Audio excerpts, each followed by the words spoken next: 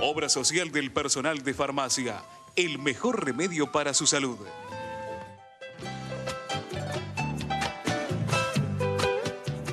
Bueno, retomamos aquellos que pudieron escuchar la última parte del bloque anterior. Estamos hablando de la caída del consumo, de esta caída del consumo asociado al incremento de las tarifas, valores de las tarifas que no siguieron la misma suerte de los salarios. Pero vamos a hablar de lo macro, qué está ocurriendo en materias de tarifas con Delfina Rossi. A ver, Delfina, yo en otros programas, no los he escuchado, pero mencioné la rentabilidad que tuvieron todas las distribuidoras de gas y de luz, y de la rentabilidad mencioné cuáles eran los ratios de reinversión. Obviamente se incrementaron las utilidades de manera significativa. Bueno, este escenario en el cual pareciera que en caso de que el Senado saque favorablemente esta adecuación de tarifas, ¿sí?, la va a vetar el presidente. Bueno, esperemos que no, ¿no? No sé, yo Esa la es verdad una expresión de deseos. Ahora, yo hago política ves, esperando que el gobierno escuche, ¿no? Nos manifestamos, No presentaron ninguna propuesta en el Senado, ¿eh? No. El gobierno no presentó y bueno, los por ahí senadores le está dieron de esta acuerdo. posibilidad. Dijeron, presenten una propuesta, una alternativa, algo diferente, hagan algún cambio. Nada. Bueno, pero la justicia también salió a decir que no se le puede cortar el gas a aquellas personas que no puedan pagar. Un fallo de la justicia de Dolores. Un fallo de la justicia, digamos. Creo que hay instituciones de parte del gobierno, como el Poder Legislativo y la Justicia, que se están dando cuenta que es insostenible la situación del tarifazo.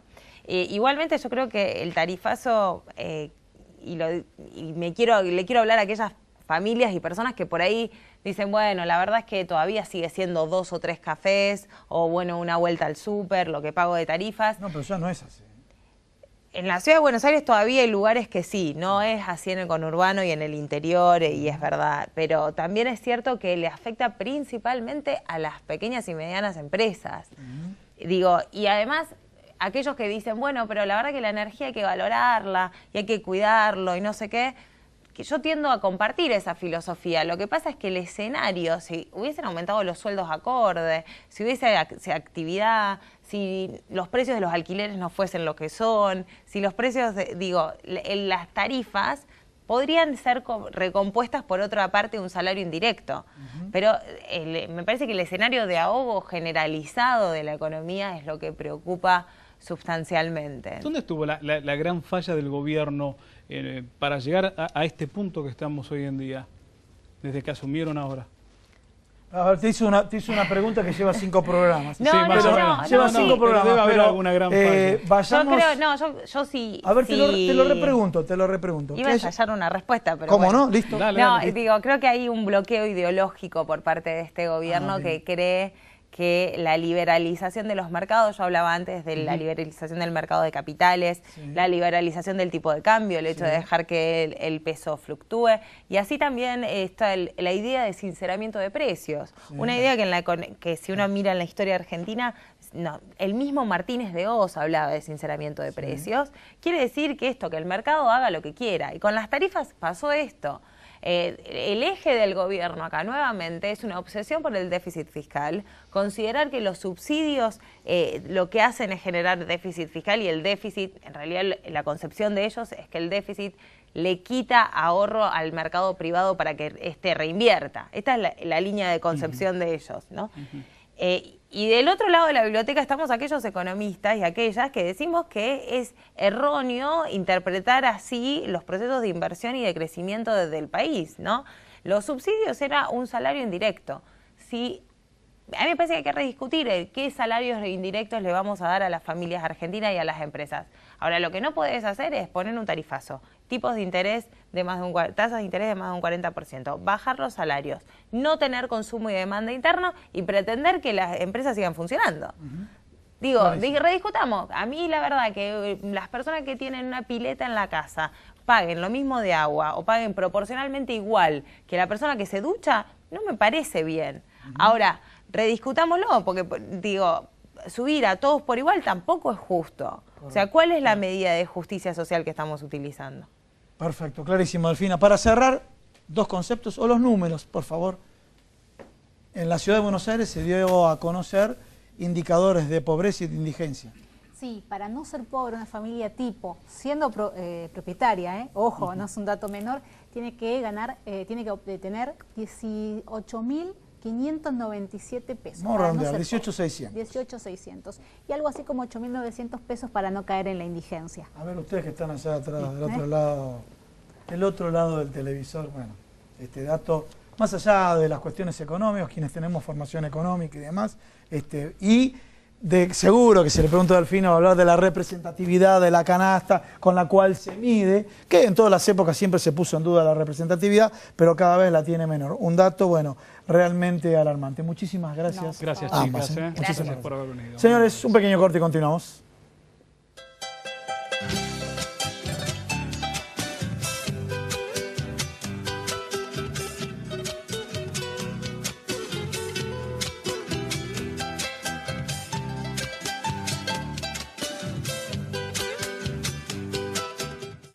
Federación Argentina de Trabajadores de Farmacia, 70 años en defensa de los derechos del trabajador del sector, comprometidos con la formación de nuevos líderes sindicales.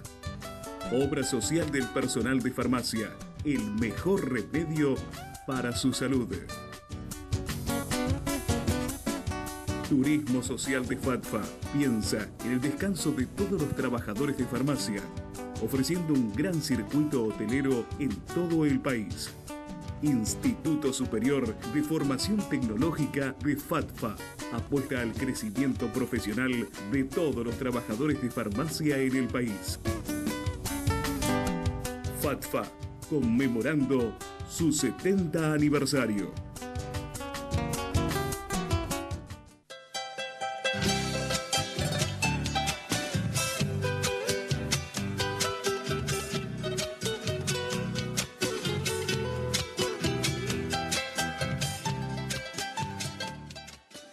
Seguimos nosotros en Proyecto Federal y en este caso vamos a hablar de salud, vamos a estar con el doctor Carlos Trillo hablando del tema de cirugías plásticas. Pero ¿qué pasa, por ejemplo, cuando terminó el verano, tomamos sol, nos exponemos y después, por ejemplo, tanto el hombre como la mujer en este caso, quiere algún tratamiento quirúrgico no invasivo? Por ejemplo, el Botox. Tomemos como ejemplo. Nos va a estar explicando, ¿es momento o no para hacérselo? Luis, pero permíteme, vamos a ordenar el tema. Vos primero estás hablando de todo lo quirúrgico, pero muchos de ustedes han finalizado sus vacaciones. Terminó el verano, mucho sol, claro, lo que decíamos. Mucho sol, sí, mucho sol, y vinieron manchas en el cuerpo, ¿sí? Y a partir de ahí, porque no asustemos a la gente, vamos a lo quirúrgico y lo estamos asustando, ¿no es cierto? Pero bueno, las manchas después del verano. No, es así. Lo que pasa que, a ver, este programa, Proyecto Federal, tiene que servir porque llega a todo el país para generar conciencia en la gente, sobre todo de que hoy deberían cuidarse de lo que es la radiación solar. Es decir, que deberían evitar el sol de 11 de la mañana a 4 de la tarde fundamentalmente, y si van a estar expuestos, deberían tener la conciencia o la conducta de ponerse un factor de protección solar para evitar el gran aliado que es a los cirujanos plásticos o a los dermatólogos, que es el sol. Porque este sol que es tan agresivo, que se ha perdido un poco la protección a nivel terráqueo a los rayos solares y demás, realmente la piel la daña, la lastima, genera, digamos, un envejecimiento prematuro, genera flacidez, genera a nivel cutáneo que aparezcan manchas, que se llama melasma o que se llama léntigos solares, y si tienen relieve se llaman queratosis actínicas porque es debido al sol, y sin llegar a hablar de que puede provocar daño en el corazón de las células, daños en el ADN y generar un tumor maligno, un cáncer, un epitelioma vaso o espinocelular o el melanoma mismo. Hablamos de verano, ¿no? Pero también durante las bajas temperaturas, cuando hay sol, en estos horarios donde, bueno, estamos en estos días con 16, 17 grados, 18, también tenemos que tener esos cuidados cuando vamos o tenemos exposición al sol, doctor. Sí, porque no tenés digamos, el calor que provoca la temperatura veraniega, pero sí tenés la misma radiación solar a esas horas de 11 de la mañana a 4 de la tarde. Aquellas personas que van a la nieve y que van a la montaña y que inclusive la nieve misma refleja lo que son los rayos solares, realmente les lastima la piel, la quema y provoca muchos daños que cuando el daño no es tan importante se transmite o se trasluce a nivel de la piel en manchas o en arrugas, pero hablamos de un daño más importante cuando ya genera un cáncer de piel. Entonces, primero hay que enseñar a toda la población a que de 11 de la mañana a 4 de la tarde, factor de protección solar 50 por lo menos, y sobre todo si estás en una pileta o estás en una playa, hacerlo cada 2 horas, porque el agua obviamente te lo va a eliminar. Y después existen tratamientos, obviamente, para... ¿Le podemos agregar, te interrumpo, Carlos, Sí. por lo siguiente, le podemos agregar, porque la pregunta de Luis, oportunísima, ¿en qué sentido? Hablamos de la playa, pero hoy por hoy, un día lindo, 17 grados, 18 grados, van a jugar al fútbol y están 6 horas expuestos al sol, lo mismo, ¿no es cierto? Sí, claro, totalmente. Bien. Deberían cuidarse. Aquellas personas que están totalmente expuestas, los que se dedican a la actividad de atletismo, de futbolistas o hockey o lo que sea, si van a entrenar en esos horarios deberían tener la conciencia de usar una protección solar, porque todas esas personas, la mayoría son jóvenes, pero a la larga la piel le pasa una factura y se transmite o se traduce a la larga en todo este tipo de lesiones que estuvimos hablando. Que obviamente agarrados a tiempo, si hablamos del extremo de lo que es un tumor, tiene solución, pero evitemos llegar a eso, evitemos que, digamos, que la piel se manche, evitemos todas las secuelas que puede traer la no protección solar o el descuidado que uno tiene de haberse expuesto cuando era joven como lagartos al sol. Eso hoy ya prácticamente en esta época es prohibitivo. Igual los chicos tienen más conciencia que nosotros en ese momento, ¿no? Bien, bueno, y a partir de ahí sí, vamos, ahora sí vamos, Luis. Ahí vamos para ya nos anticipó, pero bueno, la en parte definitiva plástica. lo venimos escuchando, pero algunos llegaron a esa situación. Vamos a lo quirúrgico, vamos a ver este tema del ácido hialurónico que se menciona tanto, que inclusive creo que aparecen productos que contienen el ácido hialurónico, hay que ver si es recomendable o no, que se lo autoapliquen y no recurran a un profesional y hasta llegar a lo quirúrgico. A ver, empezamos desde la superficie a la profundidad. Sí. A la piel que se manchó existen equipamientos láser o luz pulsada para eliminar ese tipo de manchas. Existen peelings, existen láseres que son ablativos, que te cambian la piel y que te generan nueva piel. O sea, existe un tratamiento para ese tipo de lesiones. Para aquella piel deshidratada, para aquella piel de esta época que uno se expuso al sol durante todo el verano, agarró un bronceado y demás, existen lo que es rellenos con ácido hialurónico, que es una molécula higroscópica que absorbe agua. Eso es aplicación de ácido. Eso es aplicación de ácido hialurónico en el surco nasogeniano. Ahora estamos viendo la rellena imagen. aquellas arrugas que se quedaron más manifiestas, aquella piel que se atrofió, algunas arrugas peribucales que empezaron a aparecer, porque esa piel no ahí solo por el una sol, comparación de... sino por el año. Exactamente, fíjate, ahí tiene bien marcadito lo que es el reborde orbicular, el reborde que une la piel con el bermellón y resalta lo que es el arco de Cupido, que es esta estructura, o los pilares del filtrum.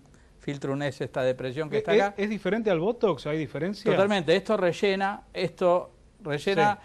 alguna depresión, alguna arruga. Lo que hace el Botox es relajar un músculo. En realidad, lo que va a hacer evitar la contracción en el sitio que uno aplica. Por ejemplo, a nivel de las patas de gallo, estas arrugas se conocen con ese nombre, Sí, sí. Uno tiene arrugas dinámicas o estáticas. Aquellas dinámicas son las que se producen al contraer el músculo. Por ejemplo, yo en este caso no tengo arrugas acá, pero cuando me río se marcan todas las arruguitas y estas arrugas son las que el Botox... el Botox es un nombre comercial, es toxina botulínica. Botox, Dysport, Osiomin son las 3 marcas acá en Argentina que se pueden utilizar. Lo que va a hacer la toxina es relajar esta zona y evitar que se contraiga. O las arrugas del entrecejo o las arrugas de la frente. Uno aplica la toxina y esas arrugas prácticamente desaparecen, la piel queda como más estirada y en algunos sitios hasta puede contraerlo de acuerdo a la mano que la coloca, a la experiencia que tiene el médico. Te voy a repreguntar. Sí, claro. ¿No te acordás? Con un expresidente se hablaba de la avispa. Sí, se hablaba sí. de la avispa. Sí, ¿sí? sí, sí. ¿Y a qué voy? Más allá de la anécdota o el cuento de la avispa y demás, el tema es, uno ve que algunas personas están bárbaros y otras veces y tienen la cara hinchada. ¿Cuál es el límite, o sea, el arte de las profesiones que marca esa diferencia? Una persona que luce, como en este caso, con un cambio importante y otras personas que parecen que tienen la cara de alguna manera deformada, ¿no? Exactamente, todo tiene un límite y el cirujano tiene que saber frenar al paciente, porque el paciente siempre quiere más. O sea, uno le tiene que decir, mira, ya me parece que está bien, me parece que el sitio, la arruga o lo que se quiso mejorar llegó, digamos, y queda bien y queda natural, pero aquella dismorfofobia, aquella sensación que tiene el paciente por ahí es una patología que se ve al espejo y por ahí se ve con los labios chiquitos y ya tiene mucho relleno, mucho ácido hialurónico, productos en ese momento de la avispa que era la silicona, que se utilizaba un montón, que hoy prácticamente está prohibido. Realmente uno tiene que poner, primero es un arte, vos tenés que saber hacerlo, tenés que capacitarte, son muchos años de formación en todo esto. Y segundo, saber poner límite al paciente, para que quede natural y para que no veamos lo que se ve muchas veces en la calle, en un colectivo. Hay mujeres que se han vuelto adictas a la cirugía. Es que les genera que son estas que vemos muchas veces en la calle, como marcaba Gustavo, que te sorprenden al verlas porque decís, ya esto es que todo ha trascendido cualquier tipo todo a su medida. Y si el paciente ya está bien, por ejemplo, la fotografía de aquel lado, el después, no tiene más el surco nasogeniano marcado y tiene buen reborde de la unión del bermellón y la piel, ¿para qué le vas a colocar? El bermellón es lo rojo del labio. La unión entre la piel y el bermellón es lo que resalta juventud.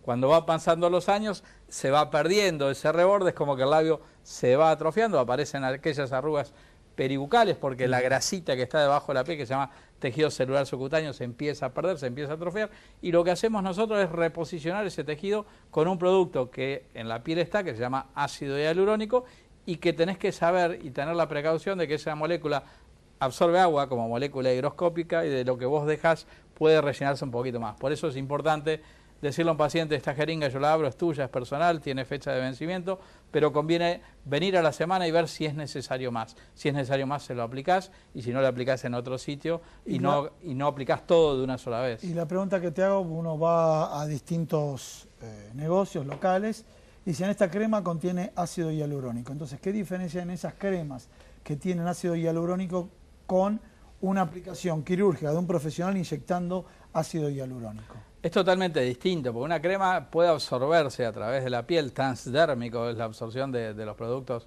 a nivel cutáneo, pero nunca va a rellenar, nunca va a hidratar una piel como un producto colocado directamente en el espacio. No se logra el efecto realmente. Jamás lo vas a lograr. No es lo mismo un medicamento que vos apliques, cualquier medicamento, endovenoso, que lo pongas a través de la piel.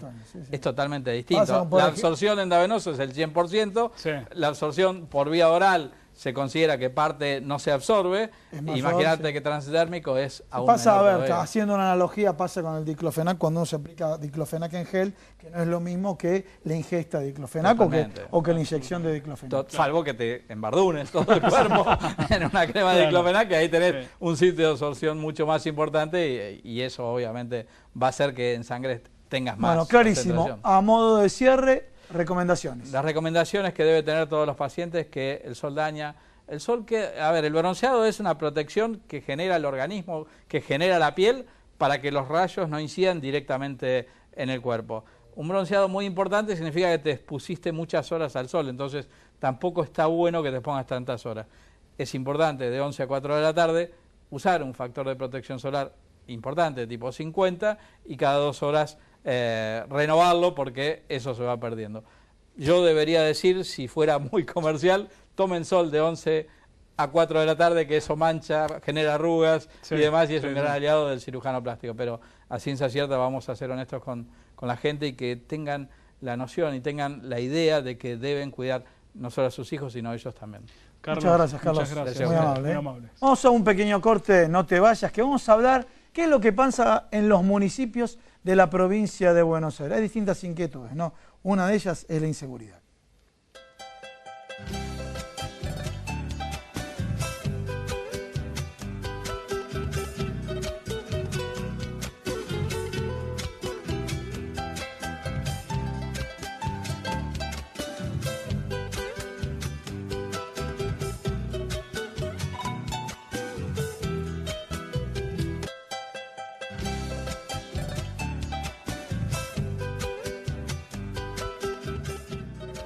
Obra social del personal de farmacia. El mejor remedio para su salud.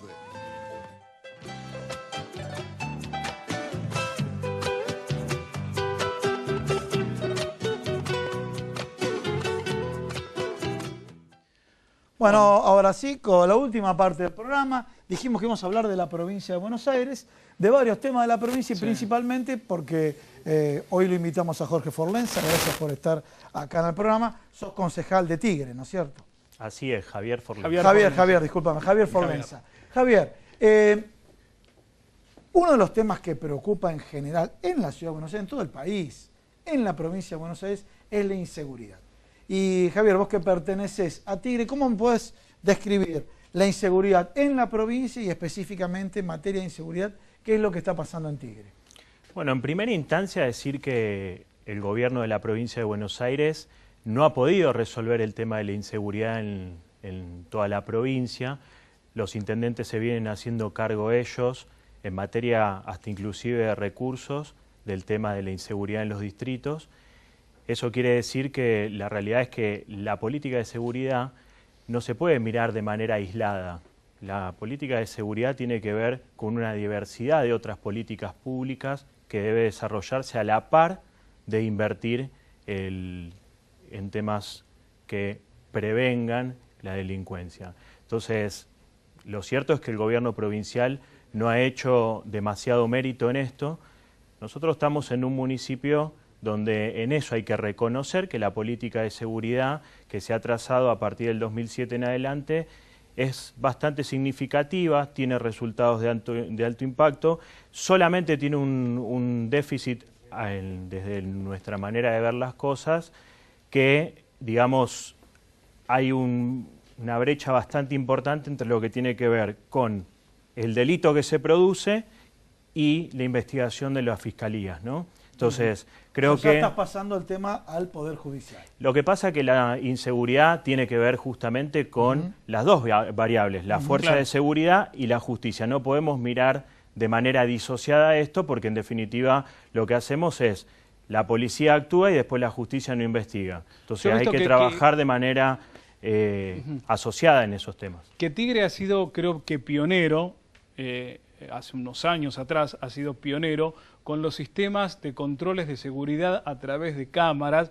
que esto ayudó muchísimo, pero no solamente tener las cámaras, sino también tener el control a través de cuando ocurre un acto delictivo, tener a los policías suficientemente preparados para ir y detenerlos en el momento. Y obviamente después la justicia los va a condenar o los va a liberar. Pero en materias de políticas de prevención en cuanto a la colocación de cámaras y dotación de patrulleros y policías, Tigre ha hecho un esfuerzo importante, de hecho destinó hasta, bueno, inclusive en este último presupuesto también, 1.300 millones a la seguridad y demás, pero nosotros vemos que con eso, desde lo municipal, no alcanza, porque en definitiva, digamos, la demanda de la sociedad aún hoy es mayor en temas de inseguridad. Creo que la mejor definición la dio hace unas semanas el jefe de la policía bonaerense, ¿no? Hoy en una Argentina donde se discute no la agenda de la pobreza de la cual hablaba Macri en campaña, sino la agenda del hambre, la inseguridad, por supuesto, se va a potenciar, sin ninguna duda, porque hoy lo básico de muchas familias, en especial de los sectores más postergados de la sociedad, están en jaque. Entonces esto sin duda afecta a la agenda de la inseguridad. Javier, pasamos de la inseguridad a distintos temas, así de lo macro a lo micro en la provincia de Buenos Aires. Se habla mucho de la obra pública, pero también vemos algunos dirigentes políticos que dicen, bueno, todo depende. Si sos amigo del gobierno hay obra pública, y si no sos amigo del gobierno, la obra pública o no hay o va muy lento. ¿Es así? ¿Cómo lo ves vos desde Tigre? Sí, en realidad este gobierno criticó mucho al gobierno anterior en términos de la famosa frase látigo y billetera y están ejecutando las políticas públicas de la misma manera. ¿En la provincia de Buenos Aires? En la provincia de Buenos Aires, digamos, la gobernadora tiene mayor capacidad de generarle recursos a los municipios que se alinean más rápido a los pedidos del gobierno de la provincia y lo mismo sucede en Nación. Entonces, esto...